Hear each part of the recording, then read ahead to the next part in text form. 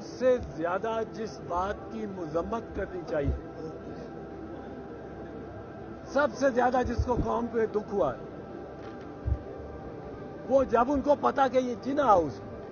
ویسے corps commander house تھا، وہ جناح صاحب نے قائد اعظم نے خریدا 1946 میں، وہ انہوں نے ابھی اس کو اپنی رہائش گاہ نہیں بنایا تھا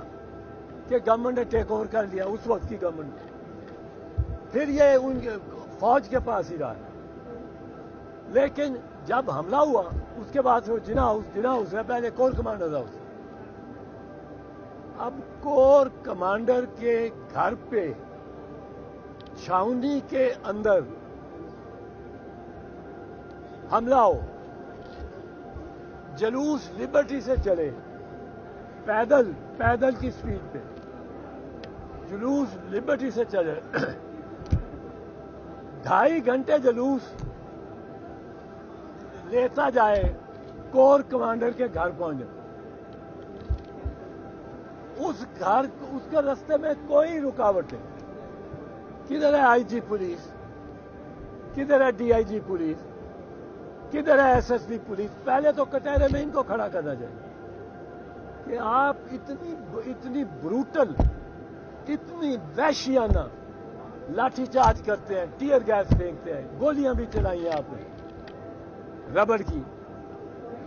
آپ نے یہ جلوس جاتا نہیں روکتے تھے؟ پھر چھاؤنی میں جب جائے ایز یو انٹر، وہ ناکہ لگا ہوا، ناکے پہ ایک چڑیا کو نہیں گزرنے دیتے، ایک فرد جا رہا ہو اس کی تلاشی ہوتی ہے، کاروں کی تلاشی ہوتی ہے، وہ ناکہ کدھر گیا؟ وہاں تو پوری ایم پی کی ایک بٹالین کو آ جانا چاہیے تھا، چھاؤنی میں انٹر ہو کے 1.5 میل پھر چل کے وہ کور کمانڈر کے گھر پہ پہنچے، کوئی مزاحمت نہیں ہوتی،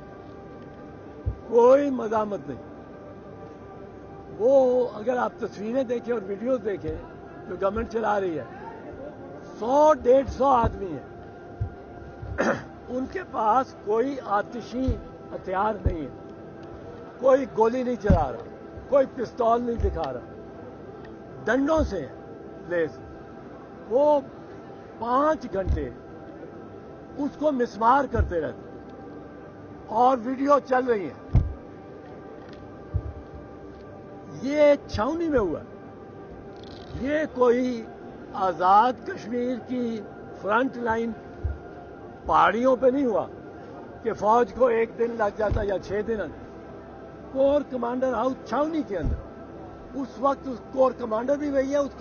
کی فیملی بھی وہی ہے، اور کوئی فوجی دستہ نہیں گیا۔ میں تو سمجھتا ہوں آرمی چیف کو پہلے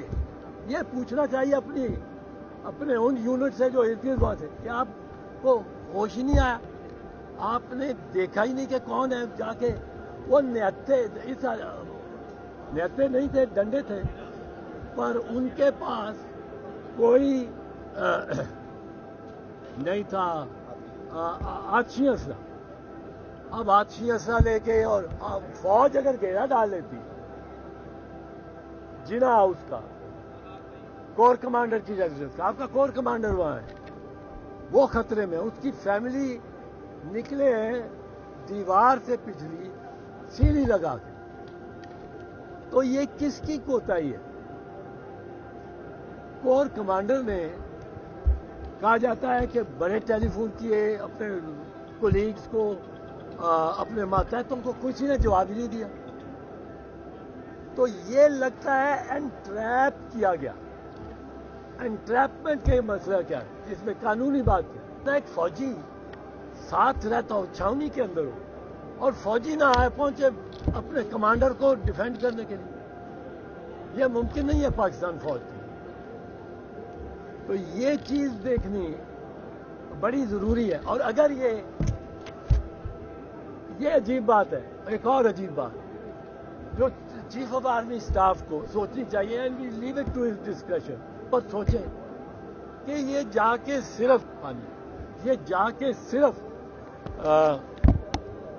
عسکری اسٹیبلشمنٹس کو کیوں مسمار کرتے ہیں؟ ایک پولیٹیکل پارٹی ہے، پولیٹیکل پارٹی کے ورکرز ہیں، اگر ان کا غصہ نکالنا ہے تو وہ پہلے غصہ چیف منسٹر پہ نکالیں گے، پھر وہ غصہ وزیروں پہ نکالیں گے، پھر وہ ان کے لیے ریاست وہ ہے، وہ فوج پہ نہیں۔ میں نے سینکڑوں جلوس یہاں سے ہائی کورٹ سے لیڈ بھی کیے ہیں اور شامل بھی ہوں پنجاب اسمبلی تک، چیئرنگ کراس تک، کبھی سوچا بھی نہیں، خیال ہی نہیں آیا کہ ہم جا سکتے ہیں چیئرنگ کراس سے آگے۔